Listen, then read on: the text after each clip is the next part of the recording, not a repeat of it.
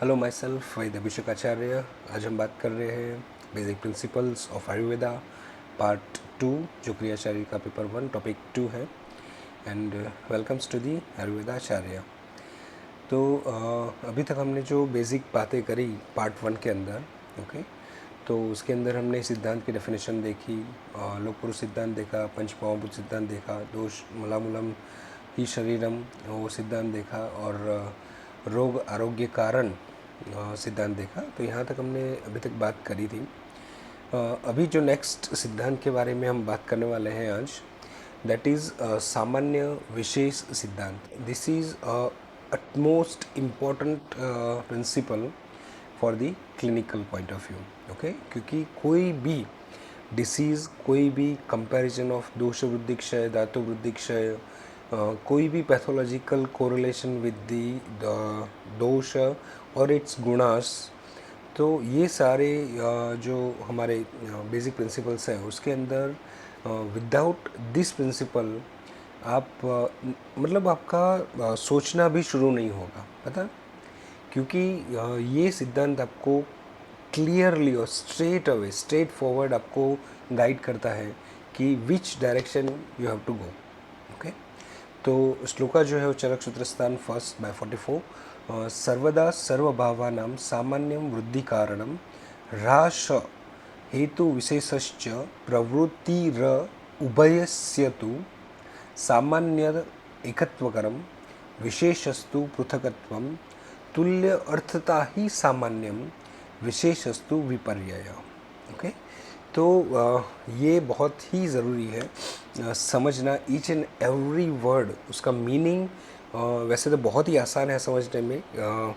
Lemon term में अगर इसको समझा दूँ तो उन्होंने क्लियरली बोला है कि जनरली जो है वो सामान्य और विशेष, सामान्य यानी कि कॉमन जो उसकी क्वालिटीज़ है वो मिलना, और विशेष अपोजिट क्वालिटी जो है वो मिलना, और उसके आधार पे अगर कॉमन क्वालिटीज़ होंगी तो वो कोई भी चीज़ को इंक्रीज़ करेगा। फॉर एग्जांपल दूध को इंक्रीज़ करेगा।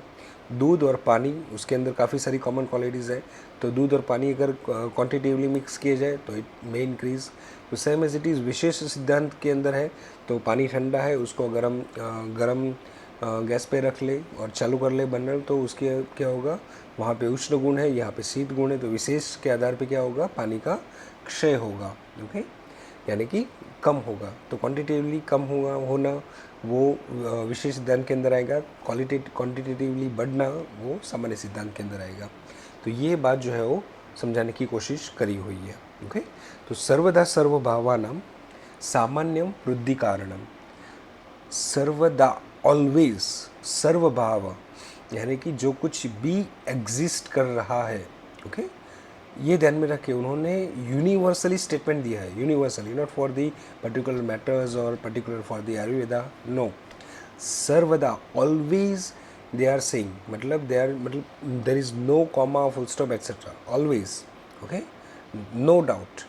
सर्वभावानाम, ईच एंड एवरी एग्जिस्टेंस, जो कुछ भी एग्जिस्ट करता है यूनिवर्स के अंदर, इसके ऊपर ये सिद्धांत लागू होगा। जस्ट इमेजिन कि ऐसे सिद्धांत बनाए हैं जो यूनिवर्सली ऑलवेज, कोई भी युग के अंदर, कोई भी टाइमलाइन के अंदर ये फॉलो होगा, ओके, अनडाउटली। तो this is the power of this statement of Ayurveda, this is the power.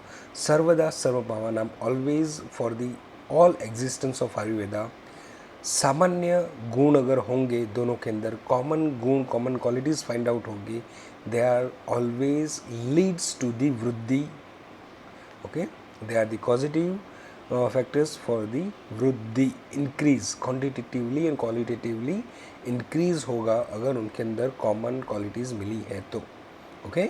For example अगर आपके फ्रेंड्स ग्रुप में ही देखा जाए स्टूडेंट्स के अंदर, तो सेम क्वालिटीज़ वाले ज़्यादातर इकट्ठे रहेंगे, ऑपोजिट क्वालिटी वाले होंगे वो ज़्यादातर दुश्मन या डिटैच रहेंगे। ये कॉमन है, मतलब जो सेम क्वालिटीज़ वाले, सेम थिंकिंग प्रोसेस वाले होंगे वो ज़्यादातर एक ग्रुप के अंदर होंगे और इनका ग्रुप बड़ा होगा। और वैसे ही ऑपोजिट क्वालिटीज़ वाले होंगे वो अगर ग्रुप में रहेंगे भी मगर थोड़े से डिटैच रहेंगे, ओके, यानी उनका ह्रास यानी कि कम होना वो दिखेगा, या तो ह्रास यानी कि कम होना वो पॉजिटिव फैक्टर है ऑफ द विशेष। तो विशेष से अनकॉमन क्वालिटीज़ से it's a positive, uncommon qualities are the positive factor for the decrease. Okay, ह्रास, कम होना, यहाँ पे र है। ओके, इट इज़ नॉट हास। इन जनरल गुजराती में जनरली ह देख के तुरंत ही हास ऐसा बोला जाता है, मगर नहीं, जैसे कि हृदय उसमें री बोला जाता है, तो वैसे ही यहाँ पे रास हमें समझना है। तो रास हेतु विशेषश्च, विशेष जो है वो हेतु होगा रास का, कम होने का। प्रवृत्तिर उभयश्चतु, और दोनों मिलने के बाद ही कोई भी एक्शन जो है वो एग्जिस्ट होगा, कोई भी एक्शन। ओके, कोई भी एक्शन, जस्ट इमेजिन। तो same as it is, for example बारिश बहुत ज़्यादा हो रही है और तालाब ओवरफ्लो हो रहा है, तो इट्स अ सामान्य वृद्धि कारणम। Okay, just imagine was it is.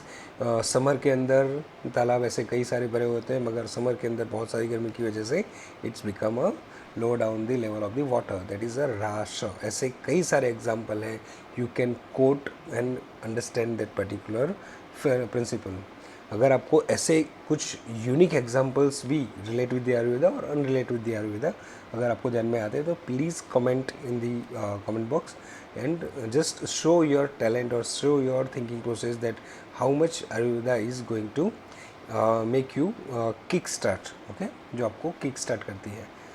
Third line, सामान्यत्वम एकत्वकर्म, सामान्य जो है वो जुड़ने का काम करेगा, कंबाइन करने का काम करेगा। विशेषस्तु पृथकत्वम, विशेष जो होगी opposite quality, they are responsible for the detachment. Okay, और सेपरेशन। तो combination and the separation is the responsibility of the सामान्य एंड विशेष। तुल्य अर्थता ही सामान्यम, you can correlate if they are the samanya. Okay, you can imagine, you can make them analytical point of view से आप देख सकते हो कि yes, शीत गुण you can correlate with each other by the samanyam and विशेषस्तु विपर्ययः। okay, तुल्य means common factors and विपर्ययः यानी कि opposite factors। तो तुल्य अर्थता ही सामान्यम, common factors leads to the samanya and opposite factor leads to the विशेष। क्लियर? तो ऐसे कई सारे गुण या ऐसे कई सारे चीज़ों के आधार पर ये सामान्य और विशेष सिद्धांत जो है हमेशा काम में लगेगा। तो अभी दोषों के आधार पर हम देखें तो दोष, कफ दोष के अंदर शीत गुण है, वात दोष के अंदर शीत गुण है। तो डेफिनेटली अगर शीत द्रव्य और शीत आहार और विहार आपने कोई भी चीज़ सेवन किया होगा, तो automatically there is a rise of the वात एंड कफ दोष। ओके, और उसमें भी पर्टिकुलरली शीत गुण। तो फॉर एग्ज़ाम्पल समर नहीं, मानसून के अंदर बहुत ज़्यादा बारिश हो रही है और साथ में पवन भी यानी कि वायु भी ब्लो हो रहा है। तो जैसे ही आप बाहर जाते हो या गीला होते हो या आपकी वात और कफ प्रकृति है, स्पेशली वात प्रकृति, तो वात प्रकृति वाले पर्सन बहुत ज़्यादा बारिश हो रही है और साथ में पवन भी चल रहा है बहुत ज़्यादा, तो उसके अंदर आप जैसे ही गीले होंगे, ओके, तो अल्टीमेटली क्या होगा, यू आर स्टार्ट टू शिवर, क्योंकि आपका वात प्रकृति होने से शीत गुण का प्राधान्य है। बाहर मानसून है, पानी हो रहा है तो शीत गुण का प्राधान्य है, पवन भी ब्लो हो रहा है तो शीत गुण का प्राधान्य है। तो शीत की वजह से वात दोष का बहुत ही ज़्यादा एग्रीवेशन हो जाता है एंड आपके जो टेम्परेचर है, बॉडी टेम्परेचर, वो लो होना शुरू हो जाता है। और उसकी वजह से by the negative feedback system, homeostasis में आपने पढ़ा होगा, by the negative feedback system body start to make increase in the temperature by the rubbing of the muscle fiber. That shivering is a rubbing of the muscle fiber. एक दूसरे के ऊपर slide होने से क्या होगा, अल्टीमेटली फ्रिक्शन की वजह से it creates a certain type of temperature, और उसकी वजह से आपका बॉडी नॉर्मल होने की कोशिश करेगा, होम्योस्टेटिक कंडीशन में लाने की कोशिश करेगा। ओके, दिस इज़ अ सामान्य सिद्धांत जो आपको इसे थिंकिंग के साथ में अप्लाई करना है। ओके, फॉर एग्ज़ाम्पल शरद ऋतु चल रही है, आफ्टरनून में आपने बहुत अच्छी तरह से गर्मा गर्म भजिया वगैरह कुछ खाया है और साथ में मिर्ची भी लिया है, तो डेफिनेटली वहाँ पे क्या होगा, increase of the pitta dosha by the similar qualities of the mirchi and the sharad ritu. Simple. तो दिस इज़ अ रिलेशन। जब भी आप डायग्नोसिस करने की शुरुआत करो, ये सिद्धांत आपको शुरुआत से ही साथ में रखना पड़ेगा। ओके, और वैसे ही जब भी आप ट्रीटमेंट करने की कोशिश करो, फॉर एग्जांपल आपको लगता है कि कफ दोष का प्राधान्य है, बॉडी का स्थूलता, गौरवता slow in the activity, etc. तो you can imagine definitely there is a guru guna is increasing of particular फदोश. तो उसके अंदर आपको क्या करना पड़ेगा, वहाँ पे you have to just make it opposite quality, विशेष सिद्धांत लगाकर आपको लघु गुण का जो है वो इंक्रीज करना है बॉडी के अंदर. तो यू आर गिविंग द लंघन, जो फास्टिंग वगैरह आप करवा सकते हो. उसके बाद में ऐसे द्रव्य जो लघु गुण युक्त हो, ओके, फॉर एग्जांपल मरीच, फॉर एग्जांपल शुंठी.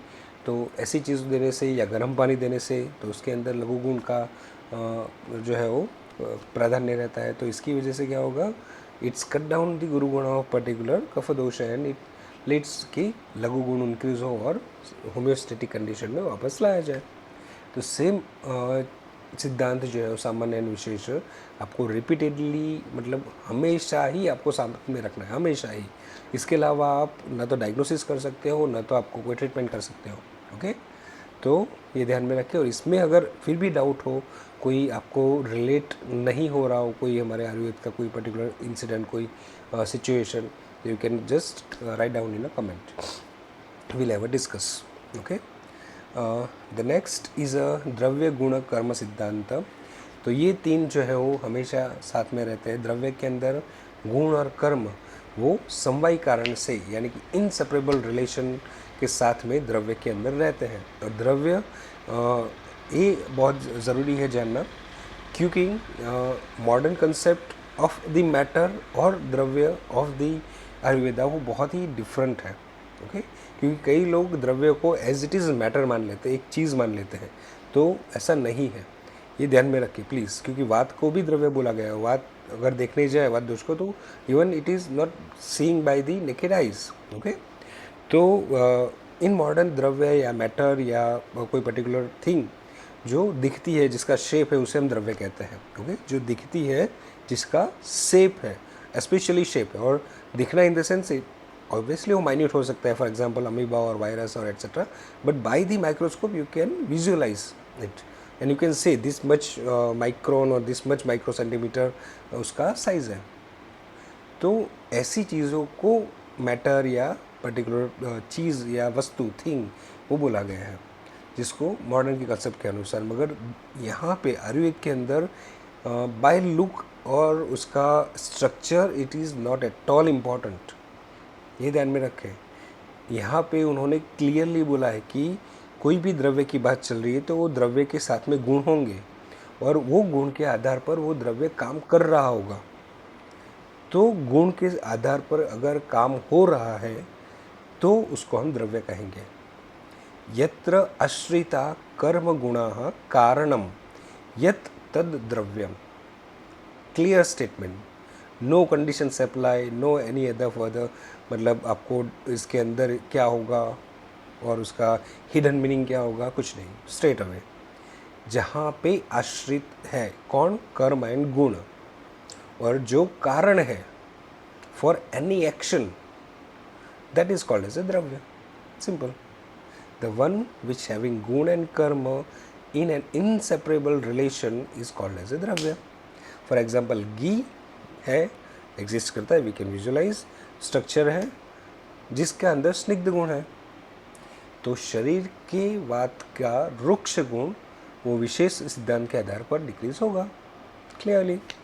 तो वैसे ही आपको हर एक द्रव्य को, जो भी द्रव्य है, उसके गुण और कर्म, ये दोनों आपको आना चाहिए. यहाँ पे ध्यान में रखें, यहाँ पे रस पंचक या उसके रस जो है स्पेशली, और विपाक और प्रभाव, वो भी इम्पोर्टेंट है. यानी उसका टेस्ट कैसा होगा. फॉर एग्जांपल हमारे हर्ब्स के अंदर ये सारी चीज़ें होगी, रस, वीर्य, विपाक, गुण एट्सेट्रा. तो उन्होंने यहाँ पे एक क्लियरली स्टेटमेंट दिया है जो आपको थोड़ा सा प्रायोरिटाइज करना है, क्योंकि ऑब्वियसली रस के आधार पर भी काम होगा, मगर रस ऑल्सो कंटेंट, रस इज ऑल्सो द्रव्य, रस ऑल्सो कंटेंट देयर गुणाज, प्रॉपर्टीज़, और उसके आधार पर रस काम करेंगे. मधुर रस है तो मधुर रस के अंदर शीत होगा, ऑब्वियसली गुरु गुण होगा. तो गुरु गुण के आधार पर मधुर रस क्या करेगा, it increases the mass of the body, वजन बढ़ाएगा. तो कोई भी स्वीट आप ले लो, वो definitely it leads to the heavy weight. तो जब भी द्रव्य या पर्टिकुलर हर्ब्स, पर्टिकुलर फूड या आहार और विहार जो कुछ भी है, जो कुछ भी आप करना चाहते हो, क्योंकि द्रव्य जो हमारे बोले गए हैं, ओके, तो उसके अंदर पंच महाभूत द्रव्य बोले गए, फिर दिशा को भी द्रव्य बोला है, काल को भी द्रव्य बोला है, क्योंकि दे हैव देयर गुणास, और वो गुण के आधार पर उनका कर्म भी दिखता है। ओके, तो जो 9 द्रव्य बोले गए हैं बेसिक द्रव्यस, वो समझना ज़रूरी है। ओके, और उसके आधार पर हमारा पथ्यपत्र एंड चिकित्सा पत्रक वो डिसाइड होना चाहिए। That's why this is the most important सिद्धांत आफ्टर द सामान्य एंड विशेष। ओके, द नेक्स्ट इज गुण समवायितु निश्चेष्ट कारणम गुण, that which has inseparable relation with the matter or the द्रव्य but does not have its own action। गुण अकेला कुछ भी काम नहीं करेगा, अगर वो द्रव्य के अंदर है तो ही वो कुछ काम करेगा। ओके, यानी गुण as it is its own entity के तौर पर वो एग्जिस्ट करता ही नहीं है, वो द्रव्य के अंदर ही रहेगा, ये ध्यान में रखना है। क्लियर? इसका रिलेशन हम इलेक्ट्रॉन, प्रोटॉन, न्यूट्रॉन के साथ में कर सकते हैं। ओके, क्योंकि इलेक्ट्रॉन का मेन गुण क्या है, तो कंटिन्यूसली मूव होना इन देयर ओन स्पेस, और we can say its own path. Okay, continuously, और by the certain external force it may change its direction. Okay, उसका पाथ चेंज हो सकता है, तो that is a guna of electron.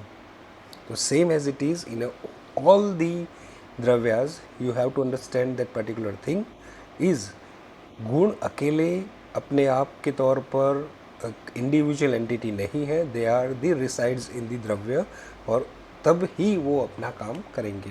Okay, तो स्निग्ध गुण इन घी लीव्स इन सेपरेबली, वो सेपरेबल नहीं होता, but स्निग्धता of oil in it itself does not have any action, but वात शमन एक्शन, मतलब it's common example for the exam point of view, because you can understand what I am going to, what I want to tell you, or what I am made to understand you.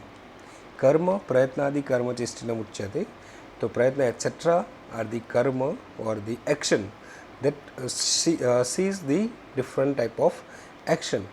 एक चीज़ से दूसरी चीज़ होना, the transformation, transportation, एट्सा are the karmas of the particular dravya. Okay, the basic of srotas. Now srotas का जो basic, मतलब सिलेबस के अकॉर्डिंग जो बात होनी है यहाँ पे, वो डेफिनेटली करेंगे। स्पेशली फर्स्ट ईयर के अंदर आपको सिर्फ स्रोतस के मूल जानना है, उसकी डेफिनेशन जानना है, उसके सिनोनिम्स जानने हैं, और जो डिफरेंट आचार्यस के अनुसार जो वेराइटीज़ है स्रोतस के अंदर। ओके, फॉर एग्जांपल चरक ने 13 और सुश्रुत ने 11 ऐसे डिफ्रेंशिएशन किया है, वो आपको ध्यान में रखना है। मगर इसके ऊपर मैं अलग से एक लेक्चर देने वाला हूँ जो क्रिया शरीर में नहीं है उसके सिलेबस के according, but for general in Ayurveda students और नॉर्मल पब्लिक के लिए भी ये जानना ज़रूरी है कि how srotas are the importance for the health and disease. Okay, तो उसके अंदर उसके बिगड़ने के कार्य, मतलब दुष्टि कारणस, कैसे श्रोतस बिगड़ता है, कौन से पॉजिटिव फैक्टर है, और उसके विकार यानी कि उसके पर्टिकुलरली सिम्टम्स क्या होंगे, तो वो हम देखेंगे। वो बहुत ही इम्पोर्टेंट है for the clinical practice purpose. Okay, तो श्रवणात् सोतांसी यानी कि जहाँ पे सिक्रीशन होता है, the secretion is starts from where, it's called as a srotas. जहाँ से सिक्रीशन शुरुआत होती है, it's called as a srotas.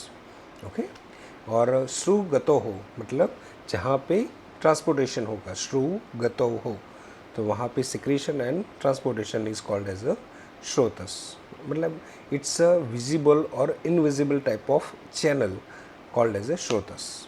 ये ध्यान में रखें, इट्स नॉट ऑलवेज विजिबल ना, बिकॉज चैनल्स या वेसल्स की जब भी हम बात करते हैं, we are directly imagine the arteries and the vessel and the veins.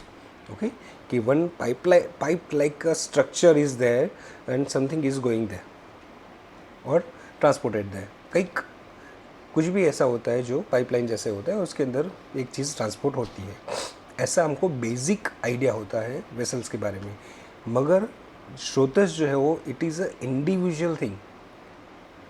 They are not a actual pipeline like a structure. हाँ, हो सकता है because there are symptoms, there are synonyms कि कुछ ऐसे स्रोतस है जो पाइपलाइन जैसे स्ट्रक्चर है, कुछ ऐसे है जो स्ट्रेट स्ट्रक्चर है, कई ऐसे है जो ओपन स्ट्रक्चर है. ओके, फॉर एग्जाम्पल सेल के अंदर रिसेप्टर्स रहते हैं. ओके, रिसेप्टर्स क्या करते हैं, there are a lock on the receptors.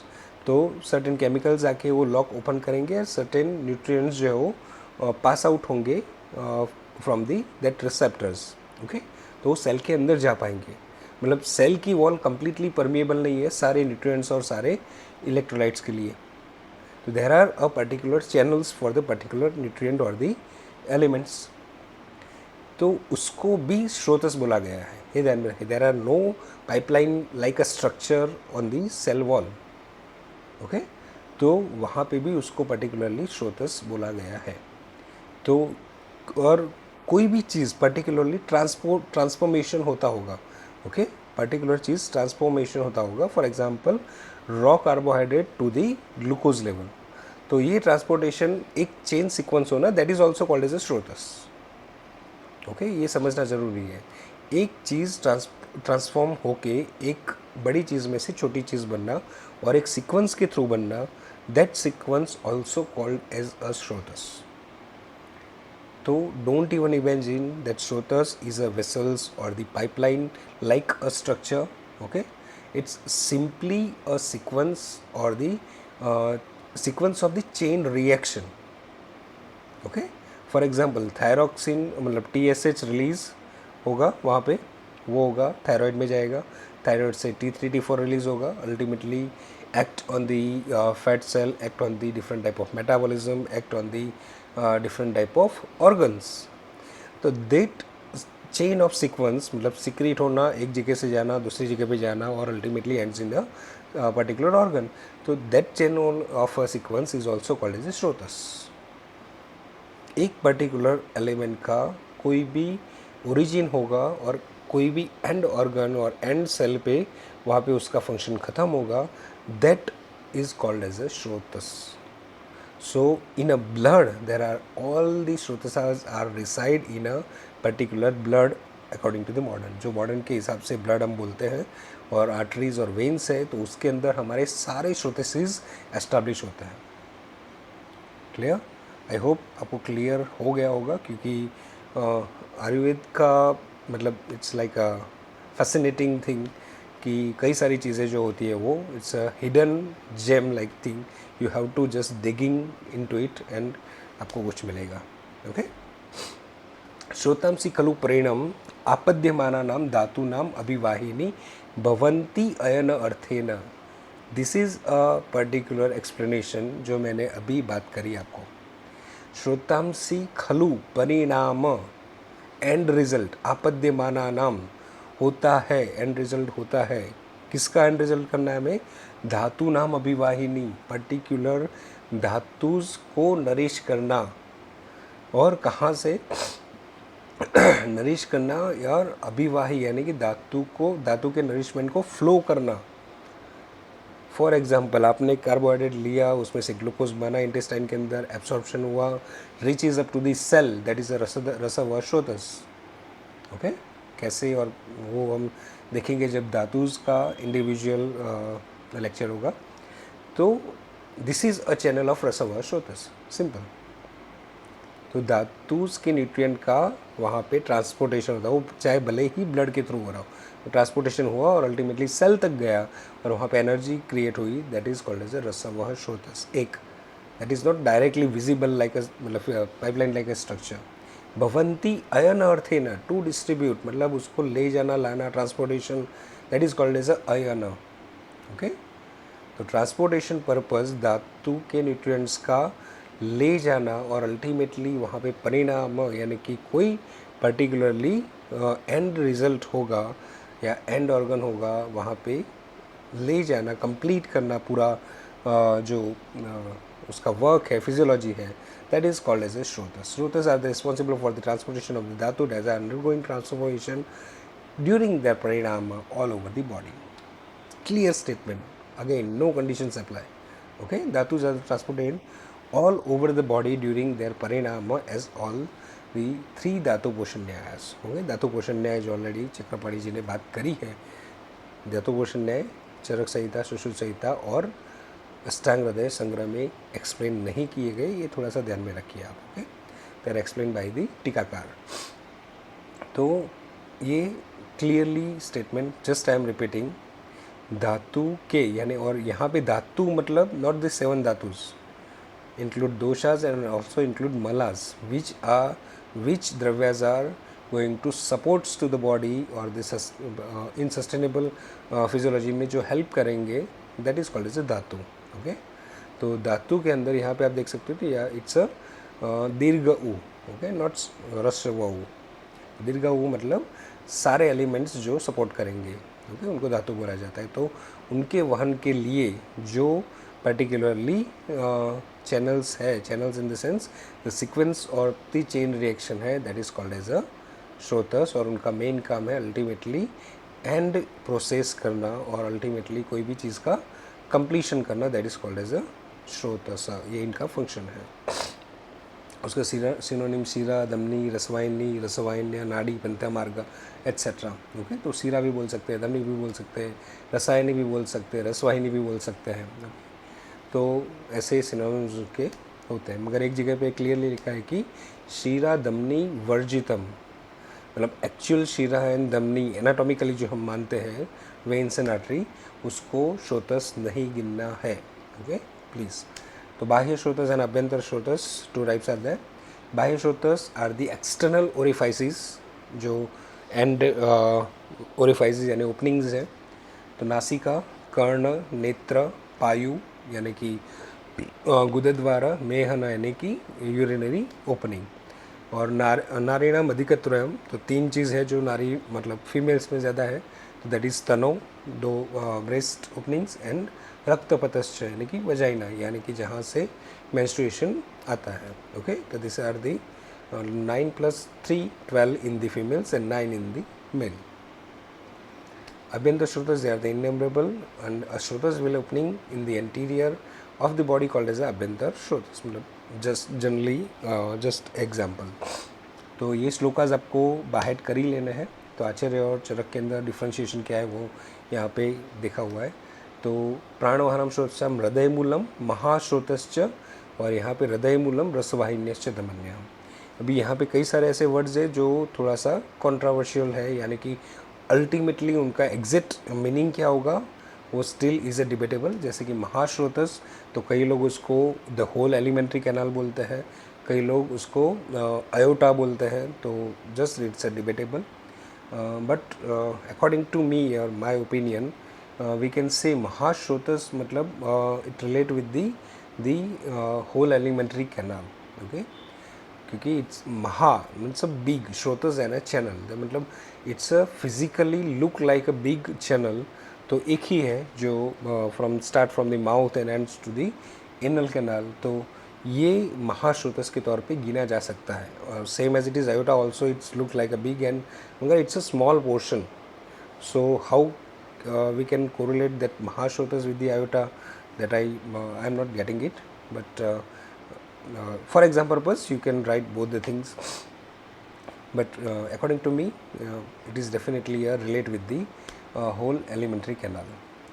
Sushruta ji ने कहा है हृदयश्च रसवाहिन्यश्च दमन्य, रसवाहिनी जो दमनी है उसके साथ में इसको कोरिलेट कर सकते हैं. अगेन रसवाहिनी दमनी स्पेशली एनाटॉमिकली स्ट्रक्चर अगर देखने जाए तो इट्स स्टिल कन्फ्यूजिंग कि किसको हम रसवाहिनी दमनी कह सकते हैं. But exam point of view to directly write down the रसवाहिनी दमनी. उदक वाहनम श्रोत्सम तालु मूलम क्लोमम च. तो तालु you can understand the soft palate, and क्लोम तो उसको समझना थोड़ा सा अगेन डिफ़िकल्ट है. तो some says thymus, some says pancreas, तो और some says in a mouth only the opening of the water content, जो जहाँ पे मॉइस्ट करने के लिए जो रहता है उसको भी क्लोम कहा जाता है. तो अगेन जो मेजरली और एक्सेप्टेबल चीज़ है दैट इज़ अ पेनक्रियाज, कि उसको भी बोला जा सकता है. अन्न वहिद्वे तयोर मूलम आमाशयो. तो यहाँ पे उदक वह जो है उसका उदक वह नीचे है, उदक वह द्वे तयोर्मूलम तालुक लोमम च सेम एज इट इज़ बोला है। अन्न वहानम श्रोतसाम अकॉर्डिंग टू चरक आमाशय मूलम वाम च पार्श्वम left lateral side, okay left lateral side. तो यहाँ पे अन्न वाहिन्यश्च दमन्य उन्होंने ऐड किया है। नाउ व्हाट इज़ दी अन्न वाहिन्यश्च दमन्य? पॉसिबली दी एब्सॉर्प्शन जहाँ पे होता है फूड का और अल्टीमेटली जो लीवर के अंदर जाता है, तो portal circulation we can correlate with the अन्न वाहिनी धमनी। I am not directly saying, just interpretation of myself. रसवानम श्रोतसम हृदय मूलम दसज दमन्य, जो चार चार एंड दो ऐसे डिवाइडेशन किए हैं। तो रसवाहि द्वे तयोर्मूलम, अगेन यहाँ पे रसवाहिनी दमनी जो है वो रिपीट करी है। शोणित वाहनम श्रोतसम यकृत मूलम प्लीहाश, the only organs are justified according to the modern, जो शोणित व श्रोतस के साथ में कोरिलेट हो सकता है, सेम एज इट इज़ यकृत प्लीहानो रक्तवाहिनीश्च दमन्य। मांसवाहनम च श्रोतसम स्नायुर्मूलम त्वक च, स्नायु एंड त्वक इज अ रिफ्लेक्शन ऑफ मांसवाह, एंड यहाँ पे भी स्नायु त्वकम च रक्तवाहश्च दमन्य। मेदो वाहनम श्रोतसम वृक्को मूलम वपावाहनम च, ओमेंटम जिसे बोलते हैं वृक्क, यानी कि हमारा किडनी प्लस एड्रिनल ग्लैंड दोनों को कंबाइनली वृक्क को जानना है। It is not only the kidneys. मेदो वह द्वे तयोर्मूलम कटी वृक्को च, कटी यानी कि कमर प्रदेश जो है वो। अस्थिवानम श्रोतसम मेदो मूलम जगनम च, द फीमर साइट और द जंगा। अस्थि व श्रोतस आचार्य सुश्रुत ने नहीं बोला है। द नेक्स्ट इज शुक्रवाहनम श्रोत ओके शुक्रवाहनम श्रोतसम वृषणमूलम सेफश्च, वृषण एंड सेफ यानी यूरिनरी ओपनिंग और दी वजाइनल ओपनिंग। शुक्रवायु द्वे तयोर्मूलम वृष स्तनो वृषणो च, तो स्तन वृषण यहाँ पे बोले गए हैं। मूत्रवाहनम श्रोतसम बस्ती मूलम वंशनो च, मूत्रवायु द्वे तयोर्मूलम बस्ती मेड्रम च। वंशन यानी कि पेल्विक रीजन, मेड्र यानी कि urinary opening. Then Purishwanam Shodhasam Pakvashay, large intestine Sthulaguda, that is the cecum, anal region. यहाँ पे भी पक्वाशय एंड गुदच लिखा है। स्वेदोवाहनम श्रोतसम मेदोमूलम लोम कुपश्च, यानी कि हेयर फॉलिकल्स, मेद एंड हेयर फॉलिकल्स। क्लियरली दिखता है कि स्वेद का जो ओरिजिन एंड एक्सटर्नल जो होता है परस्परेशन, तो मेद की वजह से यानी कि फैट की वजह से ज़्यादा हो सकता है और अल्टीमेटली हेयर फॉलिकल्स ज़्यादा ट्रिगर होंगे। आर्तववाहि द्वे तयोर्मूलम गर्भाशयश्च आर्तववाहिन्य दमन्य। ओके, तो आर्तव में भी गर्भाशय यूट्रस एंड आर्तववाहिनी दमनी यानी कि फैलोपियन ट्यूब वो बोल सकते हैं। ओके, तो ये जो बेसिक चीज़ें हैं। अस्थिवाहनम के बाद में मज्जावह श्रोतस, तो मज्जावह श्रोत अस्थि मूलम संधयश्च, यानी कि अस्थि मूल और संधि जो सुश्रुत जी ने वो भी एक्सप्लेन नहीं करा है। तो अस्थि मज्जा एंड स्वेद व श्रोतस सुश्रुत जी ने एक्सप्लेन नहीं किए, उन्होंने एड ऑन किया है आर्तवह। तो 13 - 3 दैट इज़ 10 एंड +1 आर्तवह that is 11। So according to Charaka Maharshi 13 are there and Sushruta 11 are there. Okay, तो ये चीज़ें जो है आपको बेसिकली देखनी है। क्या अभी तक हमने जो बात करी एक बार गो थ्रू करिए और रिपीटेडली इसको जानने की कोशिश करिए, तो आपको इजीली आइडेंटिफाई रहेगा। और लिटरली प्लीज़ आयुर्वेद को जब भी पढ़ें उसके आदर के साथ में पढ़ें। तो thank you so much, this is for today. जल्दी ही दूसरे टॉपिक पे होप सो श्रोतस के टॉपिक पे मिलेंगे, नहीं तो और कोई टॉपिक शुरू होगा फॉर द क्रिया शारीर। Thank you so much and have a nice day. Take care.